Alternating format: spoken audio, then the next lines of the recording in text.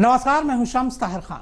UP police ने अपनी पूरी ताकत यूपी में झोंक रखी थी, पर पूरी यूपी पुलिस को चकमा देते हुए विकास दुबे 400 किलोमीटर से ज्यादा का सफर तय कर फरीदाबाद पहुंच गया। कोरोना के मास्क ने भी चेहरा छुपाने में उसकी भरपूर मदद की, मगर जिस तरह इन वक्त पर फरीदाबाद से भी वो पुलिस के हाथ से निकल गया, उससे यह शक और पुख्ता हो जाता है कि यूपी पुलिस में बैठे अब भी कुछ लोग लगातार विकास दुबे को पुलिस ऑपरेशन की खबर दे रहे हैं। वैसे ताजा खबर यह है कि विकास दुबे दिल्ली या फिर राजस्थान में सरेंडर करने की कोशिश में लगा है।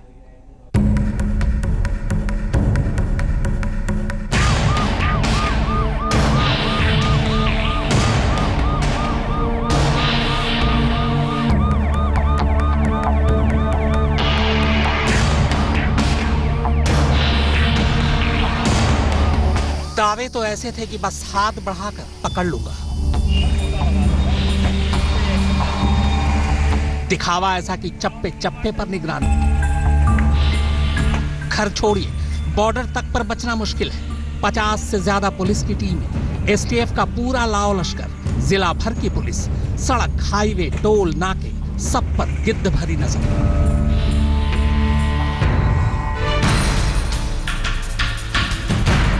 फिर भी विकास दुबे पहले पैदल खेत खेत, फिर साइकिल साइकिल, फिर मोटरसाइकिल, इसके बाद ऑटो, और फिर पता नहीं किस किस पर सवार होकर यूपी से निकल जाता है। हरियाणा पहुंचता है, फरीदाबाद जाता है, साथियों से मिलता है, यो होटल तक जाता है, सीसीटीवी कैमरे में भी आता है। बस नहीं आता तो यूपी पुलिस के हाथ।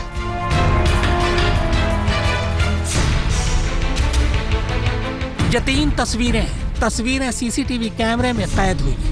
एक तस्वीर में नीली टी शर्ट पहने यह शख्स एक गेस्ट हाउस के काउंटर पर खड़ा नजर आता है। दूसरी तस्वीर में यही शख्स बैग लिए सड़क किनारे खड़ा है, जबकि तीसरी तस्वीर में यही शख्स एक ऑटो रुकवाता है और उसमें बैठकर निकल जाता है। ये तीनों तस्वीरें फरीदाबाद की हैं और शक यही है कि इन तस्वीरों में नजर आ रहा ये शख्स कोई और नहीं बल्कि विकास दुबे ही है। आधी अधूरी शक्ल जो दिख रही है वो भी विकास दुबे से मिलती है, और तस्वीर में कैद शख्स का जो हुलिया और कदकाठी है वो भी विकास दुबे से मिलता है।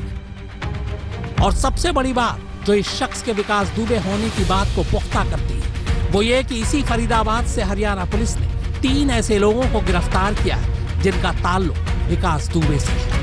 इनमें से 2 तो उसी बिकरू गांव के हैं जहां का विकास दुबे है, और सबसे बड़ा सबूत ये कि इन तीनों के पास से हरियाणा पुलिस ने 9mm की वो 2 पिस्टल भी बरामद कर ली, जो 2 जुलाई की रात एनकाउंटर के बाद विकास दुबे और उसके गुर्गों ने पुलिस टीम से छीन ली थी। फरीदाबाद हरियाणा में के थाना खेरी पुल में मुठभेड़ के दौरान हरियाणा पुलिस ने 3 लोगों को गिरफ्तार किया है। इनके पास से 2/3 की जुलाई की जो घटना थी उस दौरान पुलिस की लूटी हुई 9mm की 2 सरकारी पिस्टल बरामद की गई है तथा 2 अन्य पिस्टल तथा 44 जिंदा कारतूस बरामद हुए हैं। इन बदमाशों को पुलिस कस्टडी रिमांड लेके हमारी पुलिस आएगी। यानी साफ है कि विकास दुबे फरीदाबाद आया था। हालांकि एसटीएफ पक्के तौर पर अभी ये दावा करने से बच रही है, लेकिन सूत्रों के मुताबिक चेहरे मोरे, डील डौल और फरीदाबाद से गिरफ्तार किए गए विकास के 3 सहयोगियों ने विकास के पहने कपड़ों के बारे में जो जानकारी दी वो इस शख्स से हूबहू मिलती जुलती है। हालांकि हरियाणा पुलिस ने फरीदाबाद के सेक्टर 27 के इस गेस्ट हाउस में जब धावा बोला तब तक विकास वहां से खिसक चुका था। गेस्ट हाउस से जानकारी मिली है कि सही पहचान पत्र न होने के चलते गेस्ट हाउस के मैनेजर ने उसे कमरा नहीं दिया था। 12:30 से 1 के बीच में ही आए थे। इन्होंने रूम की पूछी, रूम मिल जाएगा। मैंने सर मिल जाएगा। आईडी कार्ड हुई, इन्होंने मुझे पैन कार्ड दिया। पैन कार्ड में ना तो इनका कोई एड्रेस था ना होता उसमें, और क्या कहते हैं फोटो ब्लर आ रही थी कि जिससे लगे कि हाँ ये भाई ये आदमी इसी का ही आई कार्ड है, ये पैन कार्ड है। ऐसा कुछ नहीं था। मैंने उनसे कहा आप दूसरी आईडी दे दो कोई मेरे को, उन्होंने मुझे आईडी नहीं दी और वो चुपचाप नीचे उतरा। तो होटल रिसेप्शन पे जो शख्स है उसको कुछ शक हुआ, उसने कमरा नहीं दिया और उसी वक्त फरीदाबाद की पुलिस की टीम यहाँ पर आती है, रेड करती है, लेकिन विकास दुबे यहाँ से फरार हो जाता है। बड़ा सवाल ये है कि क्या कोई टिप अप दे रहा है या फिर उसको आशंका हो गई या बेहद शातिर है। जाहिर सी बात है पुराना क्रिमिनल रिकॉर्ड रहा है, काफी मामले इस पर दर्ज है, इसलिए वो भी पुलिस को लगातार चकमा दे रहा है। तो विकास दुबे फरीदाबाद में तो हाथ नहीं आया, अब कहां भाग सकता है? तो सूत्रों के मुताबिक विकास दुबे के दिल्ली, एनसीआर या फिर राजस्थान की तरफ भागने की उम्मीद ज्यादा है। यूपी पुलिस इस सिलसिले में दिल्ली पुलिस, हरियाणा पुलिस और राजस्थान पुलिस से लगातार संपर्क में है। यूपी पुलिस सूत्रों के मुताबिक विकास दुबे के ज्यादातर रिश्तेदार और जानने वालों पर इस कदर दबाव बनाया जा चुका है कि अब शायद ही कोई उसे छुपने में मदद करे। ऐसे में ज्यादा देर तक उसका भागते रहना मुश्किल है। हालांकि शक ये भी है कि यूपी पुलिस के अंदर ही विकास दुबे के अब भी कुछ ऐसे हमदर्द हैं जो लगातार उसे पुलिस मूवमेंट की खबर दे रहे हैं। लिहाजा यूपी पुलिस के लिए चुनौती ये भी है कि विकास दुबे से जुड़े ऑपरेशन की गोपनीयता कैसे बरकरार रखी जाए। सूत्र और सबूत बताते हैं कि 2 जुलाई की रात जब विकास दुबे हत्या करने के बाद फरार हुआ तो उसने साइकिल, मोटरसाइकिल, गाड़ी जो कुछ भी मिला उस सब का इस्तेमाल किया। इसी रास्ते से भागते हुए जब वो गांव से निकला तो पहले उसने साइकिल का इस्तेमाल किया, फिर मोटरसाइकिल का और फिर कार का, और ऐसे वो फरीदाबाद के आसपास आखिर बार देखा गया।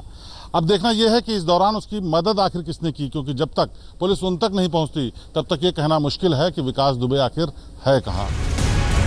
फरीदाबाद से अरविंद ओझा और हिमांशु मिश्रा के साथ शिवेंद्र श्रीवास्तव, लखनऊ, आज तक। हर गुजरते दिन के साथ यूपी पुलिस की बेचैनी बढ़ती जा रही है। यूपी पुलिस ने अपने सारे घोड़े खोल रखे हैं, मगर ऐसा लगता है मानो पुलिस की हर चाल विकास दुबे को पहले से पता चल जाती है। दर्जन भर से ज्यादा इलाकों में पुलिस दबिश डाल चुकी है। विकास दुबे के 3 खास गुर्गों को एनकाउंटर में ढेर कर चुकी है। 10 गुर्गे पुलिस के कब्जे में है। 14 गांव में फैले 200 से ज्यादा रिश्तेदारों और जानकारों के घरों पर नजर है, मगर यूपी पुलिस की सबसे बड़ी तलाश का नतीजा अब भी सिफर है।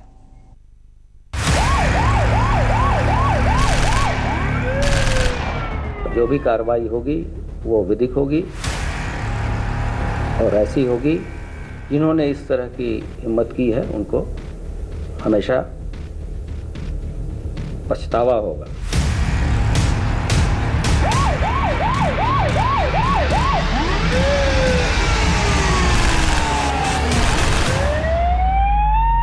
अमूमन किसी सीनियर पुलिस अफसर के मुंह से इस तरह की प्रेस कॉन्फ्रेंस में ऐसे बोल नहीं फूटते, क्योंकि पुलिस का काम मुजरिम को पकड़कर अदालत के जरिए सजा दिलाने का होता है। लेकिन यहाँ एडीजी साहब जो कुछ बोल गए उसका मतलब कोई भी आसानी से समझ सकता है। यानी हाथ आने से पहले ही यूपी पुलिस ने विकास दुबे का अंजाम तय कर दिया है। वैसे इसकी शुरुआत भी हो चुकी है।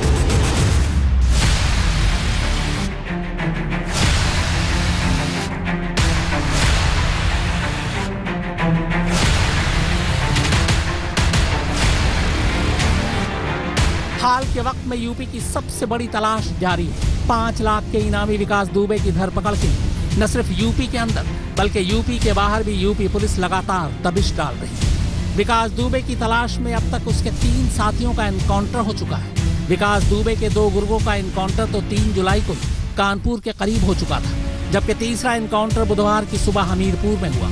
इस एनकाउंटर में विकास दुबे का खासम खास बल्कि उसका दाहिना हाथ अमर दुबे मारा गया।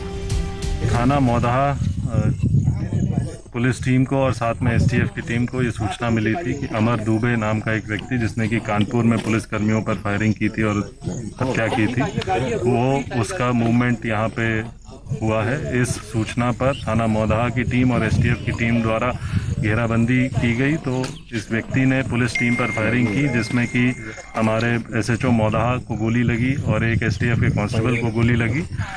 जो जवाबी कार्रवाई की गई उसमें ये व्यक्ति घायल हुआ, इसे यहाँ से हॉस्पिटल भेजा गया। हॉस्पिटल में इसे अभी कुछ देर पहले सूचना मिली है कि मृत घोषित कर दिया गया है।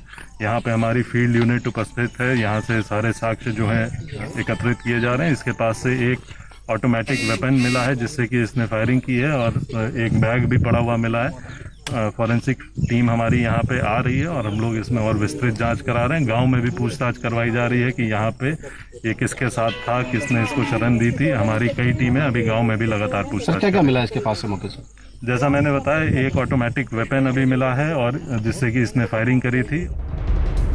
ये तस्वीर अमर दुबे की ही है। यूपी पुलिस के मुताबिक 2 जुलाई की रात पुलिस टीम पर जब हमला हुआ, उस हमले में अमर दुबे भी शामिल था। इस वारदात के बाद से ही वो लगातार फरार चल रहा था, लेकिन बुधवार को उसके हमीरपुर में छुपे होने की खबर लोकल पुलिस और एसटीएफ को मिली। पुलिस ने उसकी घेराबंदी की। इसके बाद हुए एनकाउंटर में अमर दुबे मारा गया। इस एनकाउंटर में मौदाहा के एसएचओ और एसटीएफ के एक कांस्टेबल को भी गोली लगी। पुलिस को अमर के पास से बैग और सेमी ऑटोमेटिक पिस्टल के साथ ही जिंदा कारतूस भी मिले हैं। पुलिस का एक्शन यूपी के बाहर भी जारी है। मंगलवार को पुलिस ने फरीदाबाद के खेड़ी पुल इलाके में एक खुफिया खबर पर दबिश दी और विकास दुबे के 3 और गुर्गों को धर दबोचा। इनमें कार्तिकेय उर्फ प्रभात, अंकुर और श्रवण शामिल हैं। ये तीनों ही कानपुर देहात के ही रहने वाले हैं, जहां का विकास दुबे है। इन तीनों के पास से पुलिस ने बिक्री एनकाउंटर की रात पुलिस से लूटे गए 9mm के 2 सरकारी पिस्टल समेत कुल 4 पिस्टल और 44 जिंदा कारतूस बरामद किए हैं। फिलहाल यूपी पुलिस इन्हें रिमांड पर लेने की तैयारी कर रही है। मुठभेड़ के दौरान हरियाणा पुलिस ने 3 लोगों को गिरफ्तार किया है।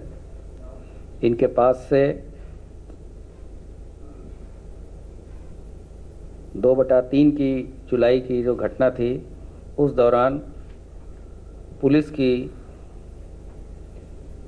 लूटी हुई 9mm की 2 सरकारी पिस्टल, जो कि एक थाना बिठूर और की थी, वो भी बरामद की गई है तथा 2 अन्य पिस्टल तथा 44 जिंदा कारतूस बरामद हुए हैं। इन बदमाशों को पुलिस कस्टडी रिमांड लेके हमारी पुलिस आएगी। यूपी पुलिस के मुताबिक 2 जुलाई की रात पुलिस से लूटे गए हथियारों में से अब तक 3 हथियार बरामद किए जा चुके हैं। इनमें से एक 3 जुलाई को ही कानपुर के करीब हुए इनकाउंटर में मुकेश दुबे के गुर्गे के पास से बरामद हुआ, जबकि 2 और हथियार फरीदाबाद से मिले। यूपी पुलिस से लूटे गए 5 हथियारों में से अब 2 की ही बरामदगी बाकी है। इनमें से एक AK-47 और दूसरा इंसास राइफल है। हमारी अब केवल 2 वेपन ऐसे हैं जो घटना में गायब हुई थी या लूटी गई थी, AK-47 और एक इंसास। उसके रिकवरी के प्रयास जारी हैं। 3 अन्य जो पिस्टल गायब थी, वो एक पिस्टल उसी दिन मुठभेड़ के तत्काल बाद एक जो बदमाश मारा गया था उससे प्राप्त हो गया था। 2 आज हमारी रिकवर हो गए। विकास दुबे पर जाल बिछाने के लिए यूपी पुलिस ने कायदे से उसके छुपने के लिए कोई भी कोना नहीं छोड़ा है। हर रिश्तेदार, हर जानकार, हर गुर्गे, उसके हर गांव पर यूपी पुलिस की नजर है। हर एक को खुली धमकी है, अगर किसी ने विकास दुबे को पनाह दी तो अंजाम उसका भी बुरा होगा।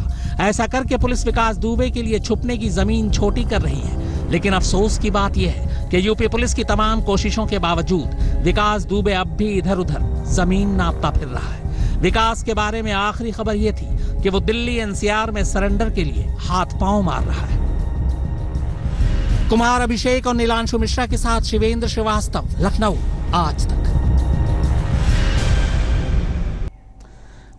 कत्ल की कोशिश, किडनैपिंग, जबरन वसूली, धोखाधड़ी समेत करीब 60 केस उसके नाम दर्ज हैं। कई बार वो पकड़ा भी गया, पर कभी भी बहुत ज्यादा वक्त तक जेल में नहीं रहा, बल्कि हमेशा आसानी से जमानत पर बाहर आ जाता। कानपुर में जब उसके हाथों 8 पुलिस वालों की मौत हुई, तब भी वो जमानत पर ही बाहर था, क्योंकि उसकी पैठ दरोगा से लेकर आला पुलिस अफसरों तक थी।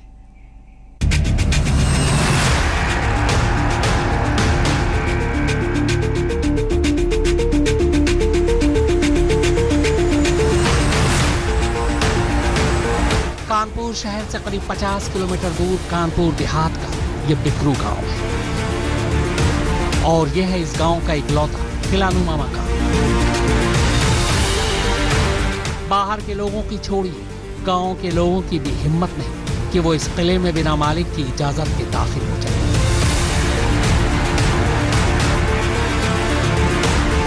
ये विकास दुबे का घर है। विकास की जिंदगी की कहानी इसी गांव से शुरू होती है। गांव वालों को याद है कि करीब 20 साल पहले सन 2000 में शिवली में तब के नगर पंचायत के चेयरमैन लल्लन वाजपेयी से विकास दुबे का झगड़ा हो गया था। तो हमारी खास पेशकश में फिलहाल इतना ही, मगर आज तक पर खबरों का सिलसिला लगातार जारी है। नमस्कार, मैं हूं अंजना ओम कश्यप। हमें उम्मीद है ये वीडियो आपको पसंद आया होगा। लेटेस्ट खबरों के लिए यूं ही देखते रहिए आज तक, और इस वीडियो के पसंद आने पर लाइक, शेयर एंड सब्सक्राइब करना ना भूलें।